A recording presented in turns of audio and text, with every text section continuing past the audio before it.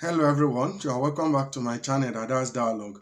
In our today's video, we'll be talking about challenges of working in a care home. The truth is that every work or every job has their own challenge, no matter how small it is. But working in a care home, I think the challenges is even more than some of the organization that you might be thinking of. And the reason is that not only that the people who predominate care home are female, are women, the fact that you are dealing with people who are not stable in terms of their health challenge, it make it even more difficult. And these are the people that you are dealing with in your day-to-day activities. So in our today's video, I'll be discussing with you the challenges that I personally experienced while working in a care home. And I think these are the things that you will face unless you are not going to work in a care home. So in our today's video, we'll be talking about the challenges that I personally face while working in the care home. Like I said, people who dominate care home are female, they are women, and you can think of the nurse, the carers, majority of them are women. So since they are women, you should know what you should be expecting in an organization like that. For instance, I remember during my first day at work, I'm even supposed to pass through induction training, and there was no training because of there are outbreak of COVID-19 cases in our workplace. There are shortage of staff, shortage of nurses, shortage of carer. So because of that, the manager just have to tell me that, see, Dada, you are not going to do induction first before coming to the work because we are short of staff. So please, you just have to come and you will be doing your training on the go. So because of that, I accept the challenges. So there's no training whatsoever before my first day at work. And coupled with the fact that I don't have health background, I have never worked in an hospital settings before, it makes things a little bit difficult for me to adjust to. So I have to work with someone who will take me through everything, explain everything to me, although it is called a shadow shift. So my very first day is not that difficult. I don't think I faced too many challenges during my first day, except the fact that I was looking at these people. Are they really human beings? Looking at them, some people cannot even move. You have to reposition them because of contingency. It make me feel like, is this the kind of person I'll grow old to become? So I was moved with pity. I remember working for few minutes, I started shedding tears in my eye because of the fact that I was thinking of, do they really exist? Are they really human beings? So it made me feel empathy, thinking of, no, people cannot be like this. But after a while, I was able to overcome it and move on. And this prompted me to do the work diligently and with care. So the following day when I went to work, this time around, there were short of staffs, and it's only me and the person or the lady who is teaching me things that is needed to be done. It's only me and her that are on duty today, and she was not feeling fine, so it will make the work a little bit difficult. Things that has to be done within 2 hours, we are spending almost 3 hours doing it, and before you know, the round is overlapping each other because each 2 hours we are supposed to be checking the residents. So something we are doing within 2 hours, within 1.5 hours, you realize that we are doing it for 3 hours, 2.5 hours. So the work is now overlapping each other. But after everything, during my first day at work, the lady called me, and the person whom we are working together, that's the third person. I told you I'm working as a shadow shift. So the two of them, they called me that they know that men don't really like this work, working as a carer. It has so many disgusting parts, changing of someone's pad, touching of someone's private part and all that they know that men don't really about me. Do I have any job in mind that I wanted to do, but because of I don't have money, I just think of, okay, let me come to the care home first, being able to gather the money and to progress with my career. And I said yes, that actually I don't even think that care home is where I will find myself, that I don't really want to work at a care home. And even my wife, she has been telling me that she don't want me to work the same place where she is working. And I've been having so many job offers, but the fact that I'm here as a dependent, my wife is the one who is contracted. So it is logical for me to sacrifice my own work, because all the job offer that I've been getting, they are not convenient for me. For instance, there are some job offer that are telling me that I need to work for Saturdays and Sunday at least 2 weeks in a month, and my wife is also working 2 to 3 weeks in a month. And this means that if I take this offer, definitely there are some months that my wife will be at work, me too will have to go to work. Then who will now take care of the children? So because of that, I just have to sacrifice myself. I told them I cannot work for weekends, and they were like, "Oh, we are giving you job offer, but you are giving us terms and conditions." So majority of them, they are not employ me. I remember I've gotten job in one cyber security company, another one at Alford. So many job offer like that. But unfortunately, the job cannot go through because the fact that I'm giving them my own terms and conditions. I've been looking for a flexible job. So because of I've not been able to get a kind of job that I want, we come up with the conclusion that it will be better for me to be looking for night job, so that at the end of the day, if I go at night, my wife will be able to go in the morning. So things will be able to balance up a little bit.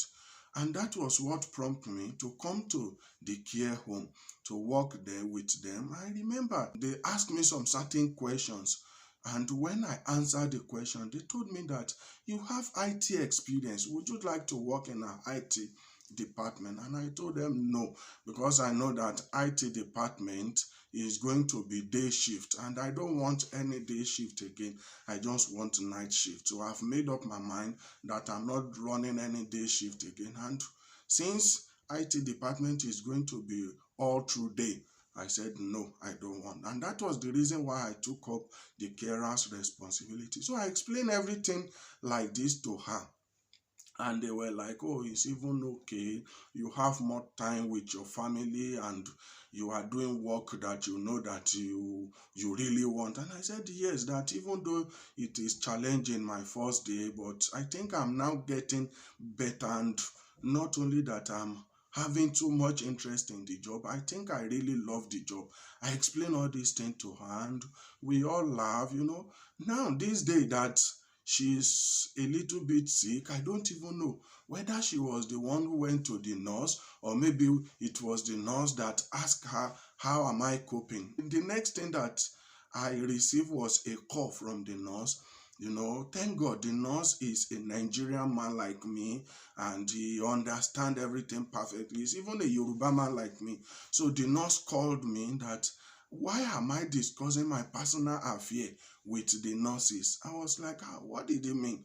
He said this and this are what the nurses told him, and because of that, they think I don't have interest working as a carer. So they explain all the part that I don't really like the job to the nurse, but they don't explain the part that I'm now getting better and I think I'm falling in love with the job. They don't explain that part. You can see how cunning they are. So I was like, this thing is so disheartening, because of the fact that I don't really imagine them talking like that. And even if they are to talk, they are not supposed to filter what I've said.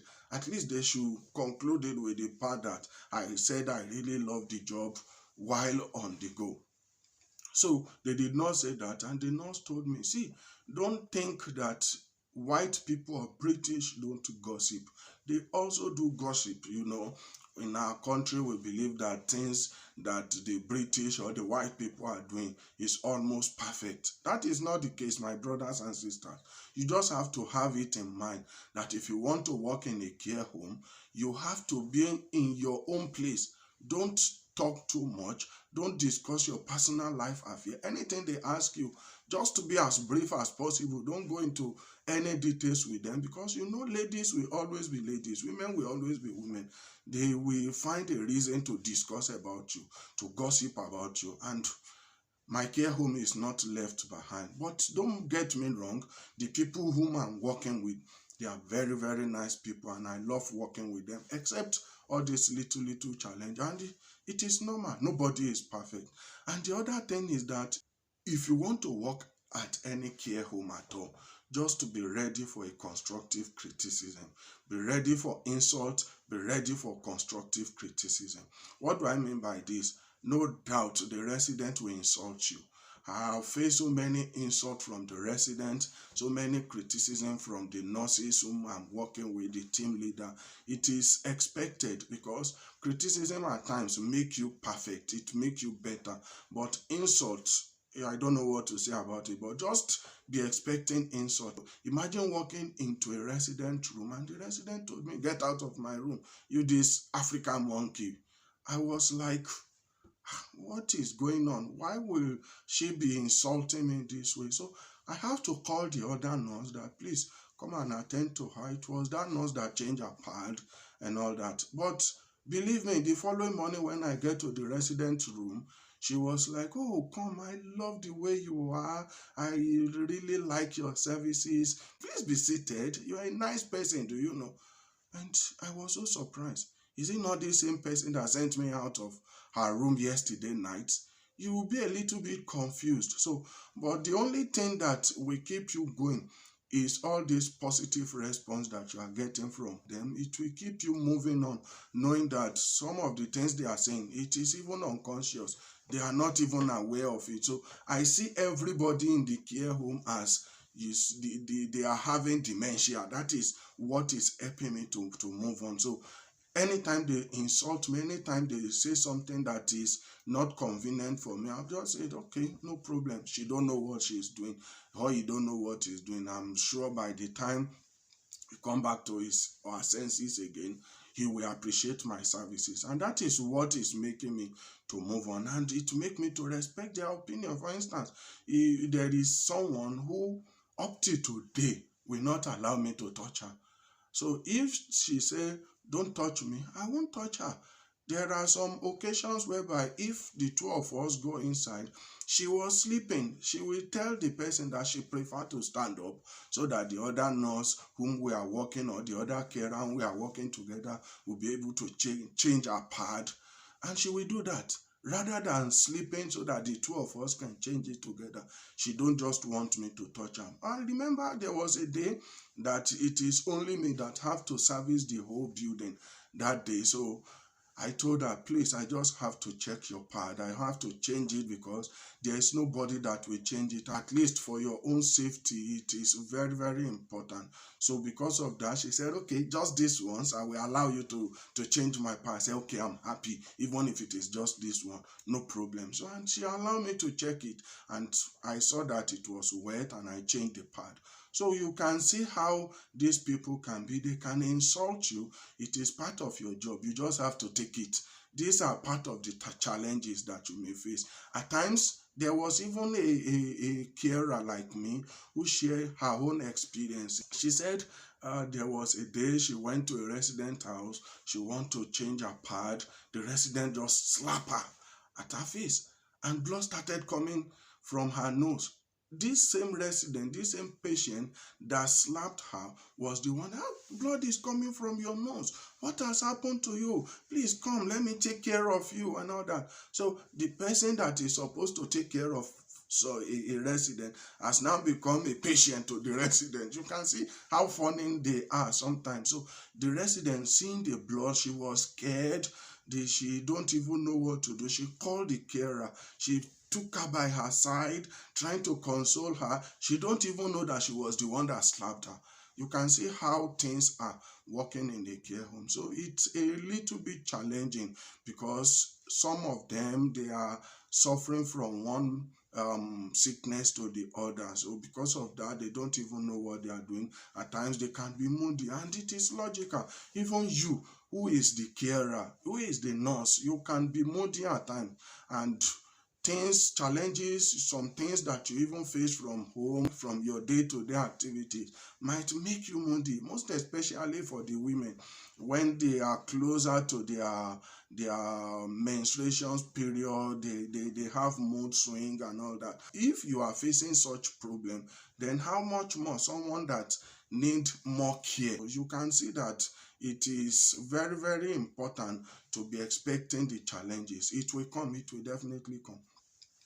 And finally, if you know that you are not ready for criticism, from the nurses, from the carer, they will try to intimidate you that, oh, you think you are good at this. If you are not ready to take all those things, you might not be able to work in a care home. These are little challenges that you might face, that you might experience while working in a care home. But if you are strong enough, first of all, don't discuss your personal affair. Don't discuss anything personal to you in a deep form. Don't discuss it with the nurses. Don't discuss it with the carer. Just be as reserved as possible. Try to be calm with them. I'm not saying that you should not talk, you should not relate to them, but make sure that things you are saying are positive things, that even if they should say anything about you to the organization, they won't see any reason to penalize you, because what you are saying are the positive things. So be ready for that, because otherwise you might have problem. And also be ready for constructive criticism from either the carer, the nurses. It is normal in anywhere you work. And finally, be ready for insult from the resident, insult from the people whom you will be taking care of. These are things that personally I experienced working as a carer, and I'm sure, at least 70% sure, that most of these things, believe me, you will experience it unless you are not working as a carer. And that is how we come to the end of our today's video. I hope that one way or the other you enjoyed this video. If yes, and you know that you've not subscribed, please kindly press the subscribe button, like and share this video so others can see the same information that you are benefiting from. And until our next video, when we'll be seeing again, I say one love.